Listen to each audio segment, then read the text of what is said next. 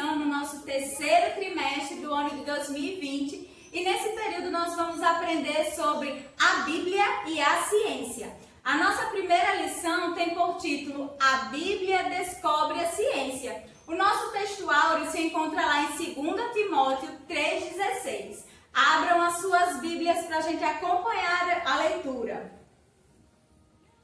Em 2 Timóteo 3,16 diz: Toda a Escritura é inspirada por Deus e proveitosa para ministrar a verdade, para repreender o mal, para corrigir os erros e para ensinar a maneira certa de viver. Trouxe para vocês aqui o destaque no início do versículo que diz: Toda a Escritura é inspirada por Deus. Ô tia Carla, e o que significa inspirada? Eu fui olhar lá no dicionário bíblico, tá? E vou trazer para vocês a definição da palavra inspirada ou inspiração, que diz: influência especial do Espírito Santo ao guiar alguns dos seus servos do passado para dizerem ou escreverem aquilo que ele quis comunicar aos seres humanos. Ou seja, o Espírito Santo influenciou esses homens, tá? Para comunicar as palavras de Deus, aquilo que Deus queria dizer para nós, tá? Então a Bíblia, ela não é uma obra de seres humanos, ela é uma obra de Deus, tá? Por quê? Porque Deus usou homens, tá? Para nos transmitir a sua palavra. Por isso, nós devemos acreditar, tá? Devemos acreditar na Bíblia, na palavra de Deus. Por quê?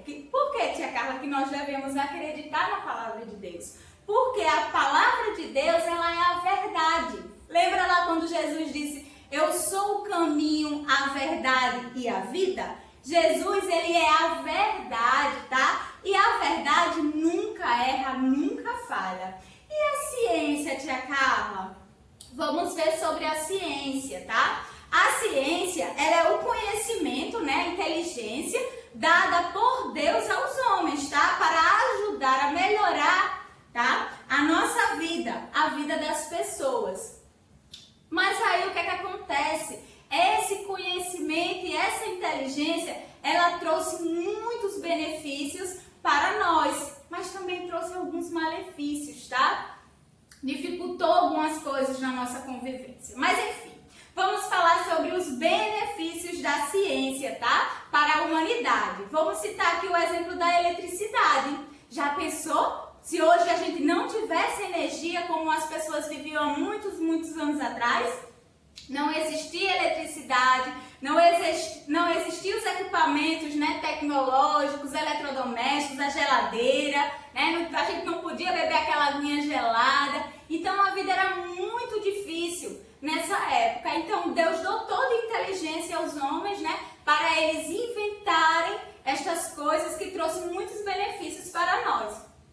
Outros exemplos de invenções, né, de inteligência dada por Deus aos homens, é a medicina, né? A medicina, ela trouxe muitos benefícios para nós, né? Como a descoberta de algumas doenças, a curas, tratamentos, medicamentos, enfim. Tudo isso, né? Para a gente poder glorificar a Deus, porque tudo isso provém dele, não é verdade? Bom, então apesar da ciência, né, ser um presente de Deus para nós, tá? Ela está passível de erro. Por quê? Porque ela é feita por homens. E a gente sabe que somos falhos, não é verdade?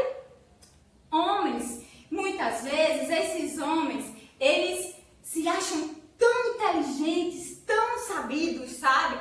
Que querem saber mais do que Deus, ou tanto quanto Deus, tá? E aí o que acontece? Não é possível racionalizar o sobrenatural. E eles buscam, através da ciência, conhecer, racionalizar, tá? Aquilo que está oculto, aquilo que Deus não revela para nós. Porque Ele é soberano, né? E nós vamos ver sobre isso lá em Deuteronômios 29. Deixa eu pegar aqui minha Bíblia. Lá em Deuteronômio 29, diz que os conhecimentos ocultos pertencem a Yahvé, o nosso Deus.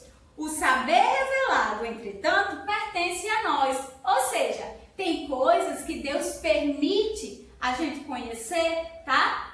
Porque assim Ele quer. E tem saberes ocultos que só pertencem a Ele. A gente nunca vai entender, porque a mente de Deus, ela é grandiosa demais para a nossa pequenez, tá?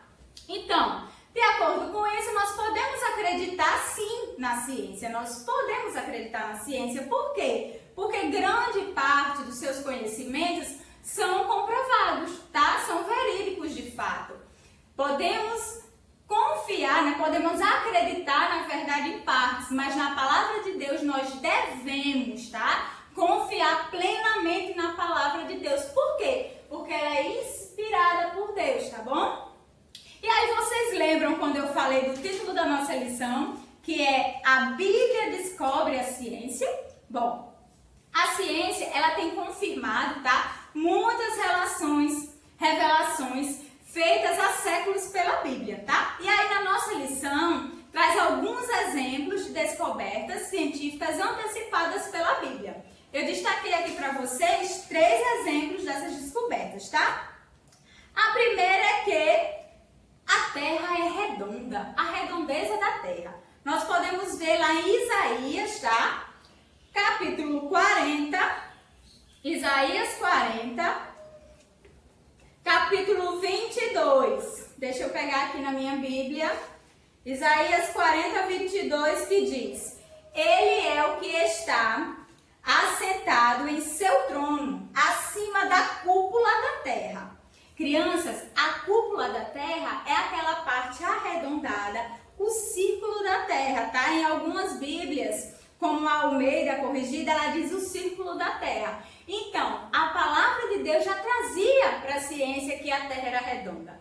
Outro exemplo de descoberta é o ciclo hidrológico, tá? Lá em Eclesiastes, capítulo 1, versículo 7, tá? Diz assim: Todos os rios correm para o mar, contudo, o mar nunca se enche, ainda que sempre se dirijam para o mar, para lá voltam a correr. Então a palavra de Deus já trazia, né, como se dava aí o ciclo hidrológico. Outro exemplo que eu trago para vocês é a suma importância do sangue para a vida, que se encontra lá em Levítico, tá? Capítulo 17, versículo 11, que diz assim: Porque a vida da carne está no sangue. O sangue, tá? Que faz a expiação pela vida. Então foi através do sangue do Cordeiro, do sangue de Jesus, tá? Que nos redimiu, que perdoou os nossos pecados.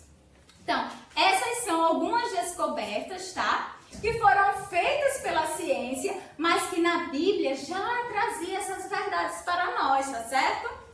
Bom, para finalizar a nossa aula, eu trago para vocês o Salmo 119, tá? O verso 11, que diz assim: Escondi a tua palavra no meu coração para não pecar contra ti. Muitos acreditam que quem escreveu esse salmo foi Davi. Davi, que era um homem segundo o coração de Deus, tá?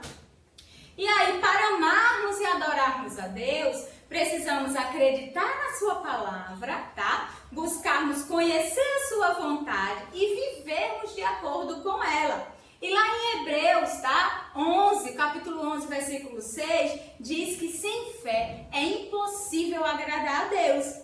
E vocês sabiam que o nosso maior manual de fé é a Bíblia? Então, precisamos acreditar que a Bíblia é a palavra de Deus, tá? É Deus falando conosco. Precisamos buscar conhecer as verdades contidas nessa obra maravilhosa e precisamos também aplicá-la no nosso dia a dia, vivermos de acordo com a palavra.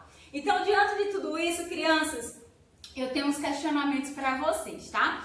Você acredita na Bíblia? Por que você crê na Bíblia? E quais os motivos, tá, que te levam a acreditar nessa obra?